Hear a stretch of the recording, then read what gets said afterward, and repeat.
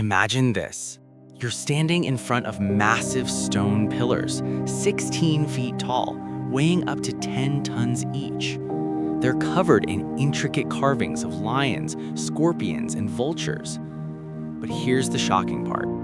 These aren't from ancient Egypt or Rome. They're from 12,000 years ago, built by people who weren't supposed to have the knowledge or organization to create something like this.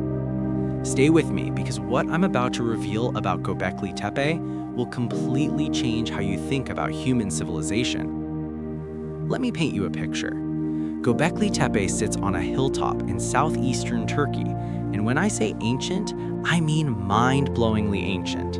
We're talking about a site that predates Stonehenge by 6,000 years. 6,000 years!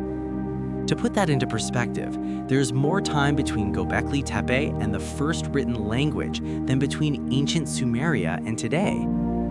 But here's the part that breaks everything we thought we knew. It was built by hunter-gatherers. Not farmers, not settled civilizations, but nomadic people following animals and seasons. And yet, somehow, they organized one of the most massive construction projects in human history. Archaeologist Klaus Schmidt spent over 20 years studying this site. His team mapped at least 16 massive stone circles across 22 acres, and they've excavated less than 5%. Less than 5%. There could be decades, maybe centuries of discoveries still buried there. Now here's where things get even more intriguing. Who built this and how? These people had no metal tools, no wheels, no domesticated animals, and yet they carved, transported, and lifted 10-ton stone pillars into precise circular formations.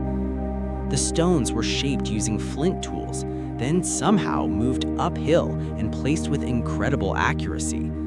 But even if we understand the how, we still don't understand the why. Why would hundreds or even thousands of people gather to build this? And here's something incredible. Modern analysis shows these structures follow precise geometric patterns. This wasn't random. This was planned, mathematical, intentional. Now let's talk about the people themselves. Over 100,000 animal bones were found at the site. More than 60% were gazelles. The rest? Wild boar, deer, birds, all wild animals. Not a single domesticated species, which confirms it. This was entirely built by hunter-gatherers, but not primitive ones. These people lived in what could only be described as a paradise. Back then, the region was lush, green landscapes, rivers, wildlife, fruit trees, wild grains. And here's something strange. There's no evidence people actually lived at the site. No homes, no kitchens, no daily life traces, which means people traveled here, possibly from far away, for something important, something meaningful. And the timing? It lines up almost perfectly with the birth of agriculture. Within 500 to 1,000 years, humans in this region began farming and domesticating animals. Coincidence? Probably not. But here's the part that really makes this story unbelievable. After 2,000 years of use, Göbekli Tepe was deliberately buried, on purpose, completely covered, hidden, preserved. Why would anyone do that? Some believe it was a ritual act, a way to deactivate something sacred. Others think it marked a shift in belief systems as humans transitioned into agricultural life. But a newer theory might blow your mind. Research suggests the carvings may represent the world's oldest calendar, a system tracking both the sun and the moon. And even more astonishing, it may record a catastrophic comet impact around 10,850 BCE, an event that could have triggered climate change, wiped out species, and forced humanity to adapt, possibly leading to agriculture itself. In that sense, Göbekli Tepe might be humanity's first memorial. The implications are staggering. For decades, we believed civilization followed a simple path: agriculture, settlements, religion, monuments. But Göbekli Tepe flips that entirely.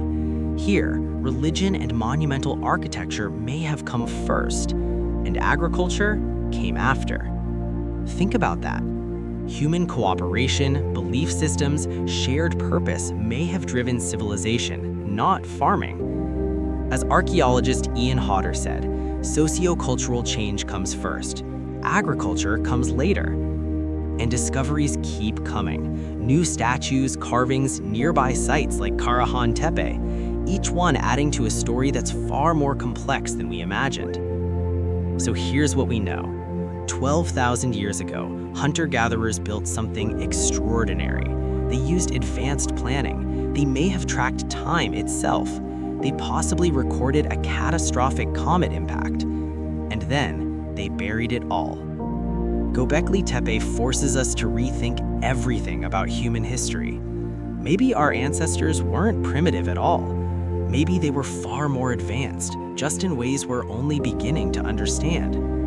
So let me ask you something. If we were this wrong about something this big, what else are we missing? What other secrets are still buried beneath our feet?